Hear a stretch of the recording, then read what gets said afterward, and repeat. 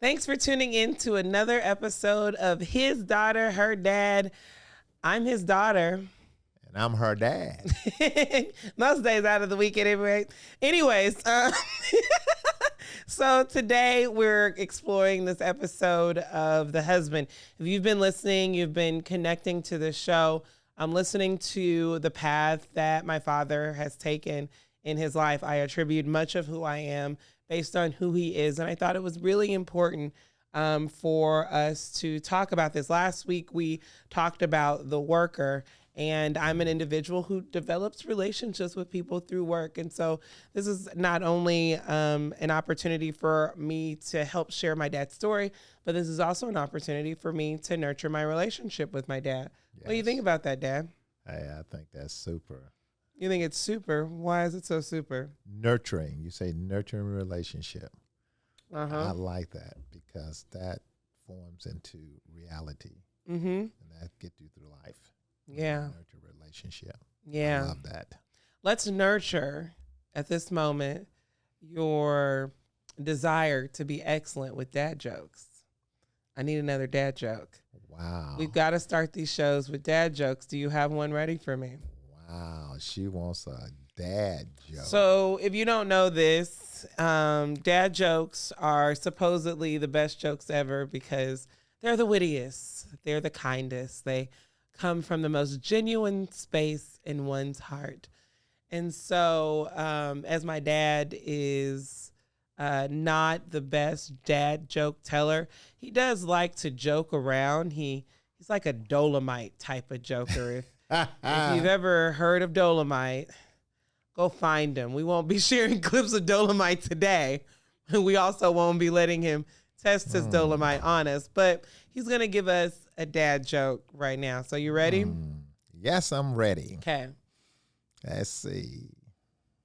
You can read it. It's okay. Let me. You don't have to act like you know him by heart. Look at him. Remember, we're being vulnerable. Well, we're being transparent. The thing is, he's trying to act like he know dad jokes. We know you don't know him. I don't do dad jokes. We know. Yeah, but this is one. This is a good one.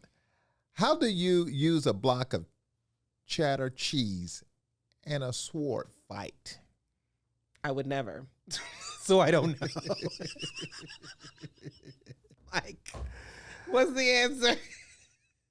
First thing you want to make sure is extra sharp. Oh my God. Whatever. Whatever. Okay. Almost. You're still working. You're still working. Yeah. You're still working. By the end of this first season, you'll be ready to go on anybody's stage and do dad jokes. That's the goal, right? No. All right. Today we're talking about a topic that's near and dear to me for a number of reasons. And it's the husband, my dad and his identity as a husband. I have a husband myself, and my modeled my desire to find a husband that met my needs based on my dad meeting my needs as a young kid.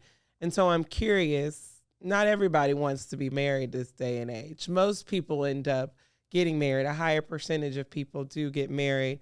And then there's a percentage of those who don't get married. But I'm curious, when did you get married?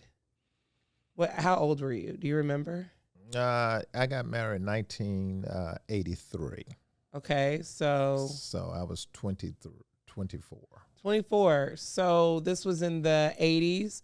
It wasn't as common for people to get married like right out of college right out of high school during the 80s, but you still got married relatively young right out of college. What interested you in wanting to get married? Why didn't you stay a bachelor for a little bit longer and live out your 20s the way others, wander aimlessly? Well, for me, marriage was not something was not one of the things on my to-do list.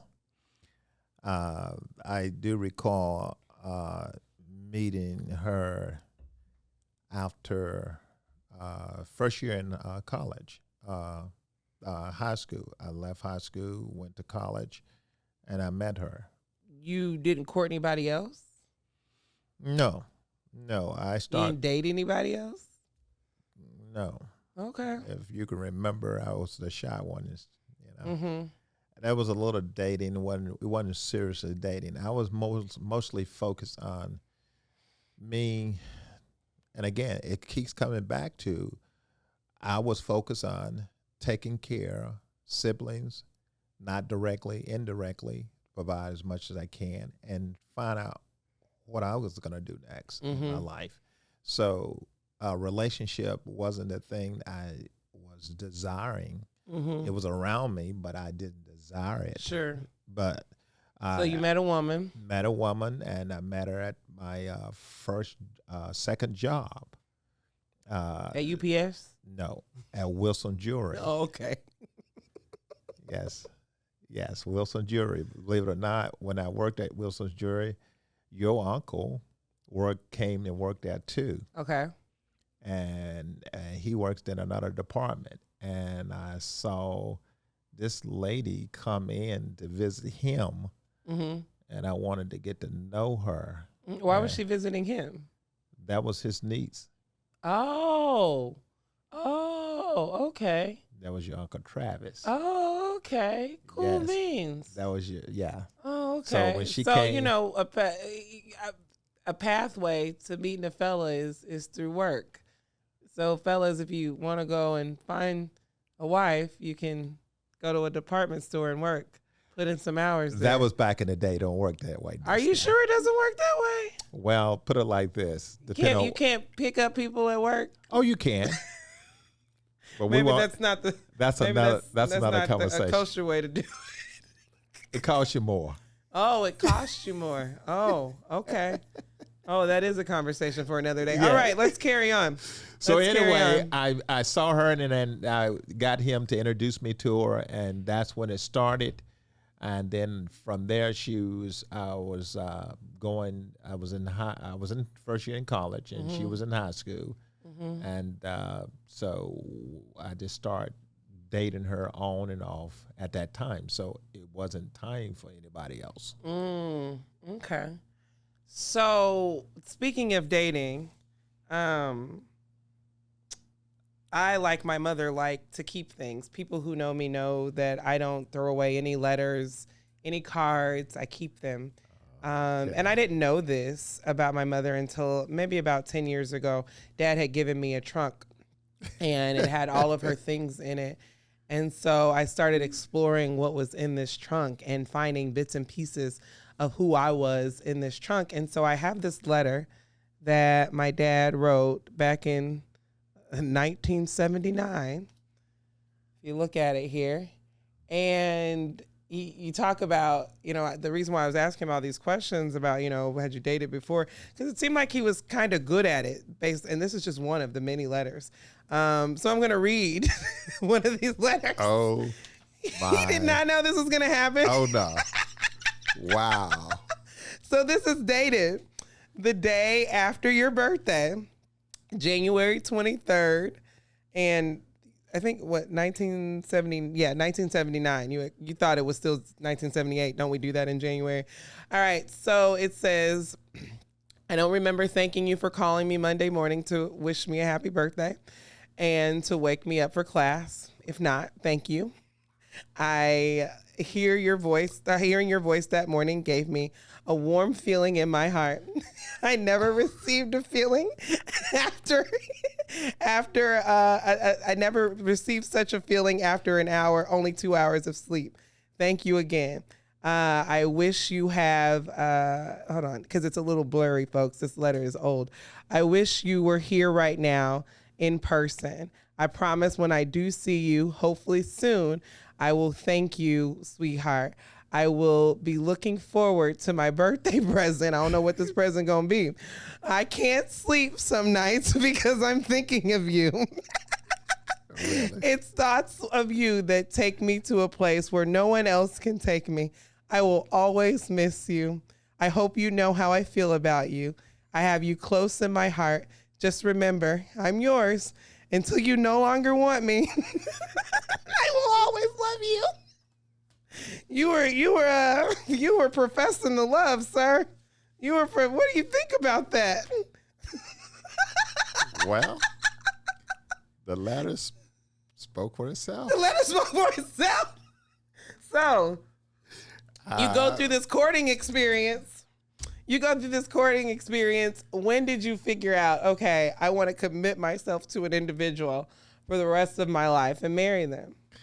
Well, that was a commitment because it took a lot to come up with words to express my inner feelings, which men back then didn't know.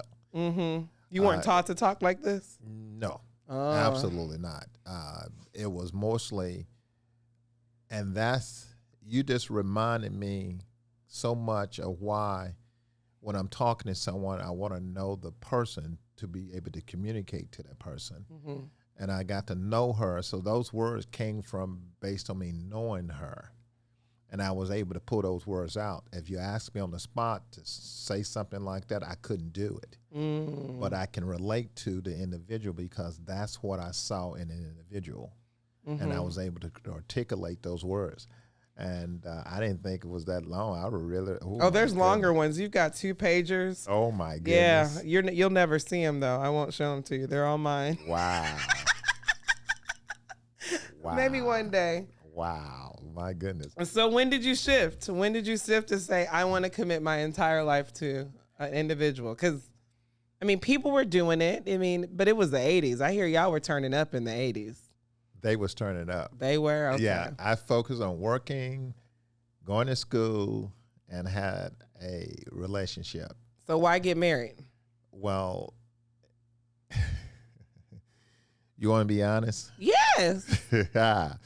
Well, your mother, my girlfriend during that time, dumped me. Oh. Okay? Okay. She needed to go back and experience another relationship because we really never experienced a relationship. And she thought she was missing out on something. Uh-huh. So she said, enough. You go your way, I'm going to go mine. Okay. That sent me into what I do next. Okay. I did not want to deal with another relationship. Uh-huh. You didn't want to go through the work of starting another one? That was a lot of work. That was a lot of work. So I had to determine who I was at the time and what I was going to do. Again, marriage and losing, it never really come in. It was like I knew I had to do something to forget what was going on at the time.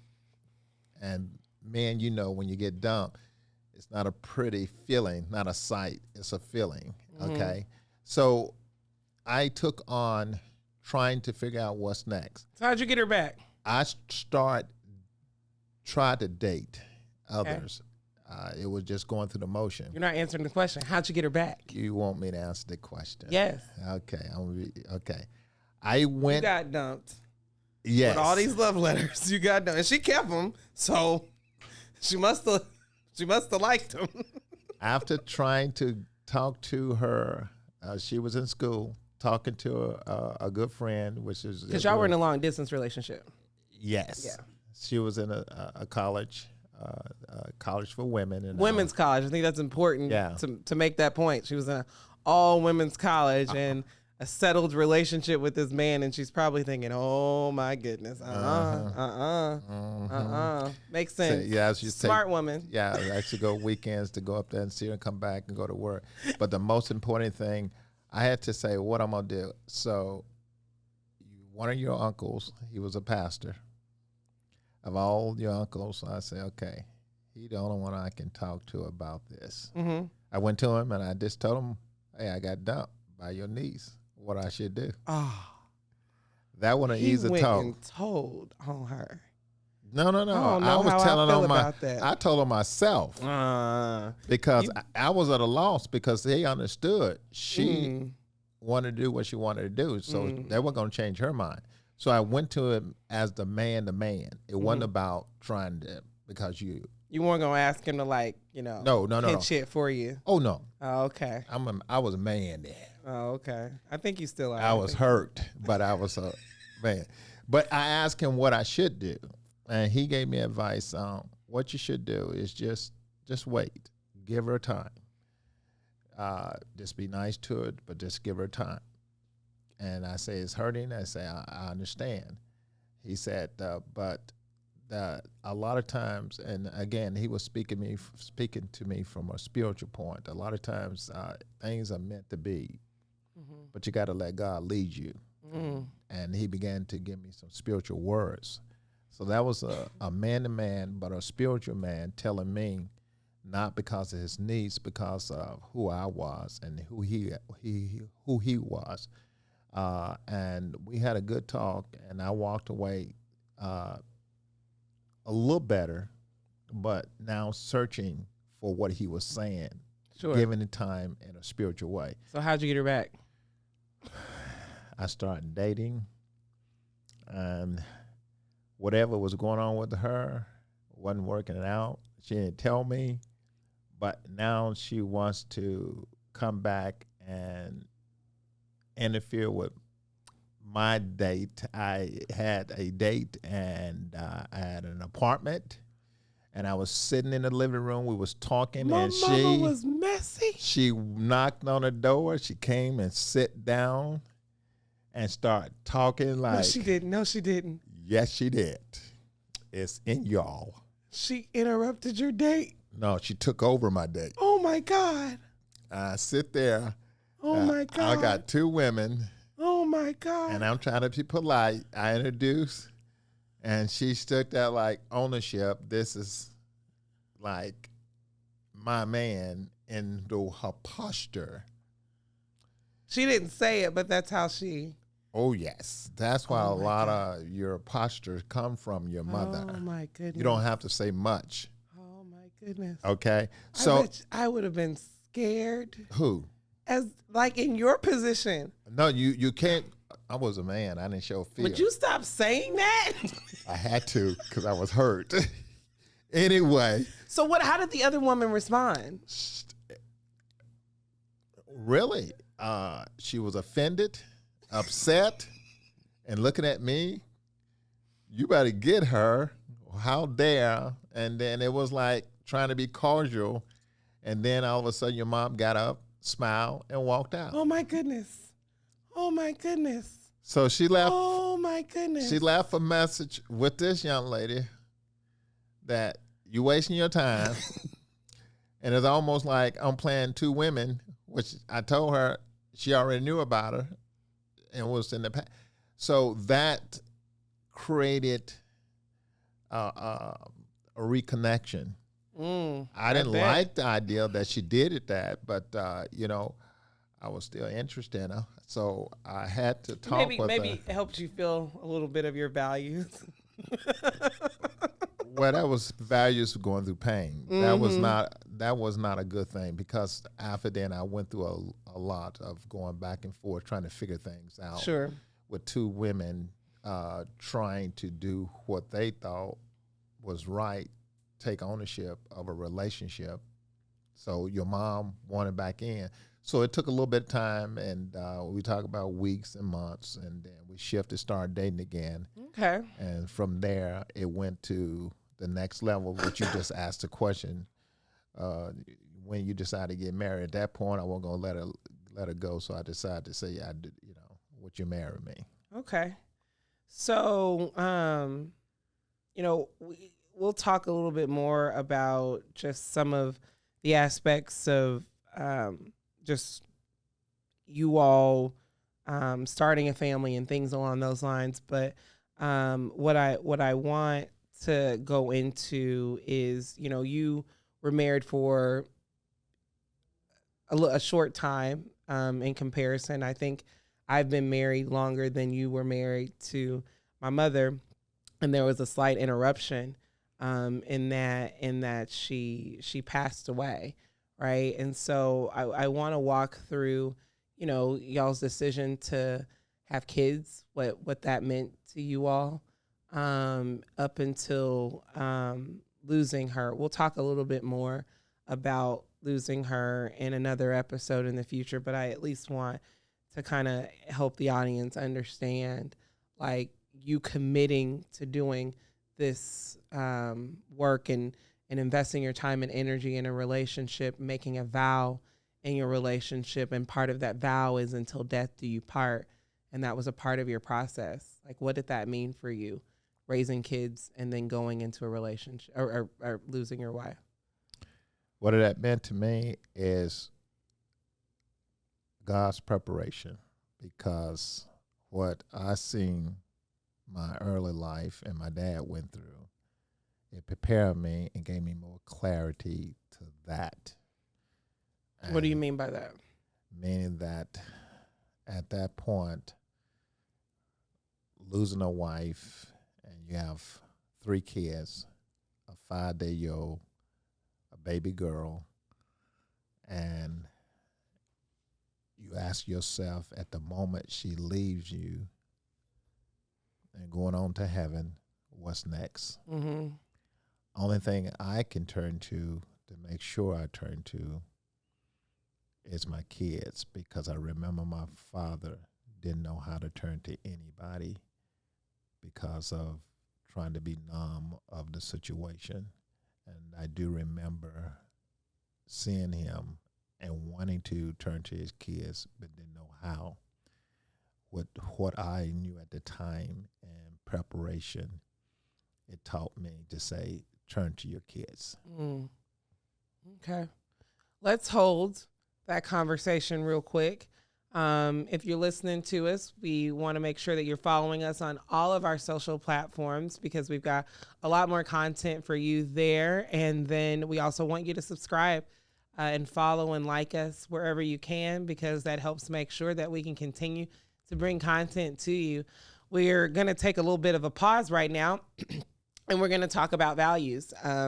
If you've been listening to the last couple of episodes, my dad and I did an exercise several weeks ago to identify what our top 5 values in our life was. Now, we narrowed these values down from 83 available values to 5, and each week we are sharing another one with you all, and we hope and encourage that you all are paying attention to our blog so that you can participate in this exercise too.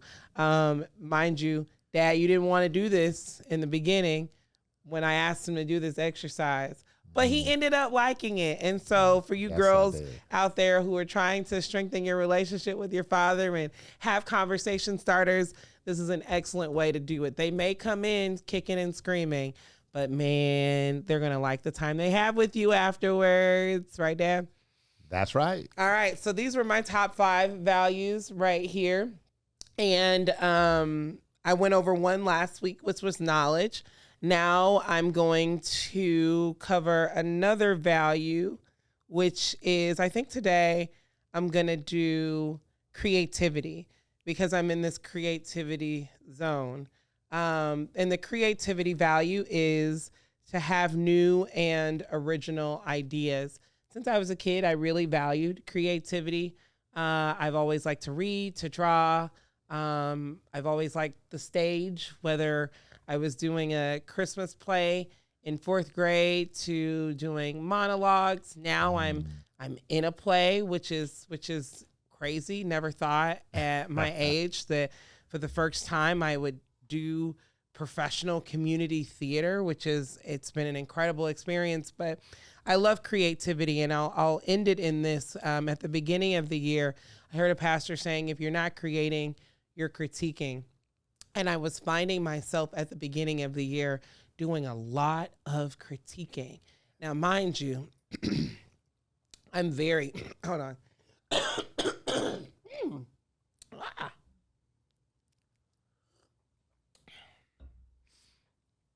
So at the beginning of the year, I heard a pastor say, if you're not creating, you're critiquing. And I found myself at the beginning of the year doing a whole lot of critiquing. It felt good to do it. I felt knowledgeable doing it, but it wasn't really feeding me at all. now that I've shifted my mindset out of critiquing and more in a mindset of being creative and creating, that part is feeding me. And so this is a value that I really, really hold near and dear to me, something that I sometimes try to suppress, but it's important for me to feed this value because it's a part of who I am. Dad, you want to share a value? Sure. On the last episode, I talked about my passion, and that meant a lot to me. But this episode, I want to hit it where I really knew I needed to be at the time I was, is even now, is spirituality. And spirituality, a lot of times people talk about spirituality, but mine is to grow and mature spiritually. That meant a lot to me. It means a lot to me right now because the fact that I am needing a different level of understanding who I am to be able to help others in who they are. And that's what I enjoy at this point in my life and the things that I've gone through. I'm needed to get more answers about the inner man, and that's where we search the inner man. So spirituality, it comes with inside. We can be taught, we can read, but until you can understand the man part, and a lot of times people... Or the human part. The human part. Yeah. The human part. Speaking about the human part, and that means that you can look at things a little bit different and knowing if you're doing something that you don't desire doing, but it's okay. That's good. So let's go back and chat a little bit more. You said that you went to your kids. So we're going to back up, chat about your kids a little bit more, and then walk into the latter part, the conversation where you had to say goodbye to your wife, this role that you had committed to, 11 years before. You and your wife, my mother, named all your kids starting with D's. Why did you all choose to do that? That was, again, your mother desire. I just followed suit. So you didn't want a David? I didn't want to? No. It's not that I wanted. I didn't have a problem because I'm the one, like now, you ask me what do you want, I give you a chance to tell me what you would like, and I'll go along with you. It's much easier. Yeah. So at the time, I didn't think too much of it. Say, well, what do you want to name your first child? She already had the name. Well, she had your first. She had your name, and of course, I always going to be Deidre? When it came to your mother, as far as I know, yeah. What was I going to be for you? What would you? Was there another name that you had? Oh no, I didn't get into the name. Yeah. Oh, okay. No. So you had no part in my name. I support your name. No part in my name. I just want the record to show you had no part in my name. Yes, the part that I had was the D. The D? Yes. Oh, so you were. When she came up, you didn't want the D. I did. Oh, okay. But when you she said came it was up, her, but you were. No, but she came with co-signed on Deidre. it. But it started with the D. It made sense to say your name is David and my name is Deborah. So we're gonna call her Deidre. So okay. I felt that I was a part of it. She included me with the D. Oh, that's so precious. Okay, so the other part was hers. So I was okay with that. Signal to the ladies. Just give them a little piece. Yeah. A little corner. That's all they need. Just a little bit. Why you say to the ladies? Because you just spit some game.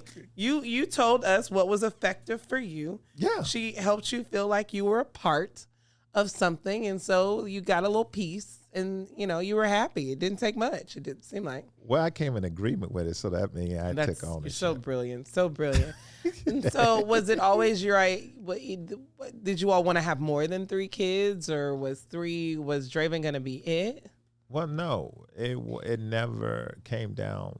It was always, because she was spiritual, it came down to if it's God's will, it was God's will. So it wasn't saying we're going to plan a family of how many, because I came from a large family. She came from just her. Okay. So it wasn't, but in her mother's family was large. So it wasn't said we're gonna have X number of kids. It never was that. When we had the first one was you, we really enjoyed. Now we are parenting. Okay. Then we had our son, which he got my name. She didn't like my middle name. I did have a problem with that. So she chose a middle name, so he didn't become Junior. So I had to settle for that. Oh. Yeah. So you don't technically have a junior. Yeah, because but you're okay with that, right? Oh yeah, because he got my first and last name. That's all that matters. It's not about the JR. Because I always believe that.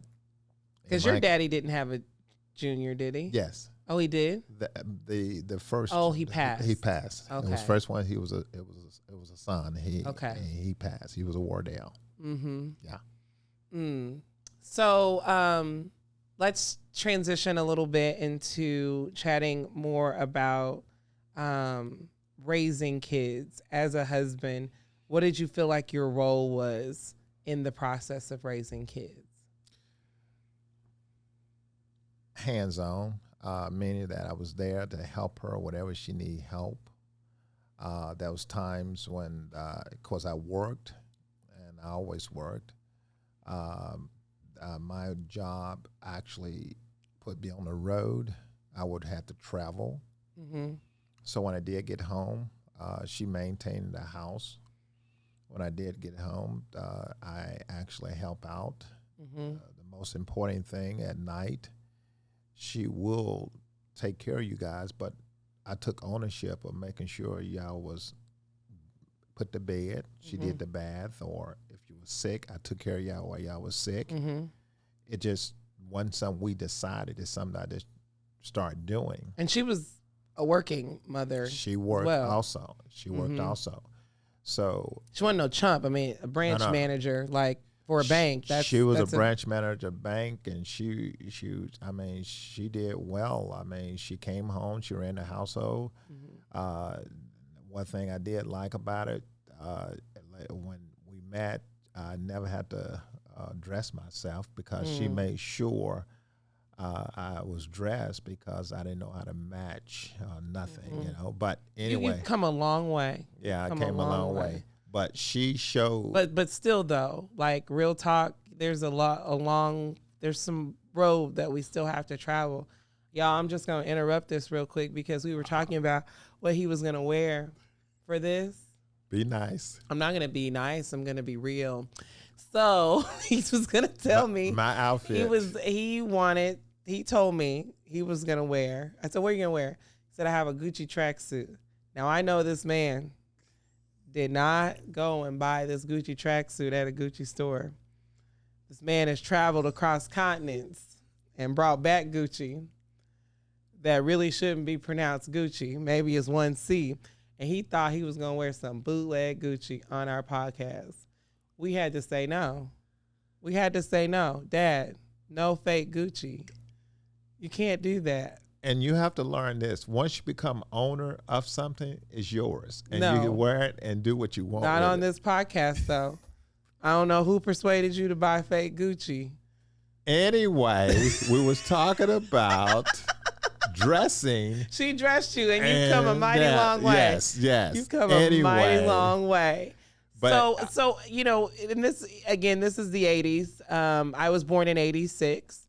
The next kid was born in 89. Did you ever feel conflicted in her choosing to walk in her career and you walk in yours as well? Did you ever want her to just be at home? No, it never came because before y'all came into the world, we was working parents. We was working husband, wife. And she had started her career working in a bank and had worked up. So when she became pregnant, it was not decide you're going to stop. I knew we had to share into it and figure out what we need to do because me knowing it wasn't going to be about one way. It had to be both ways because she couldn't stop her career. So it never entered my mind, you need to do this, need to do that. I needed help financially because we thought about doing some things together.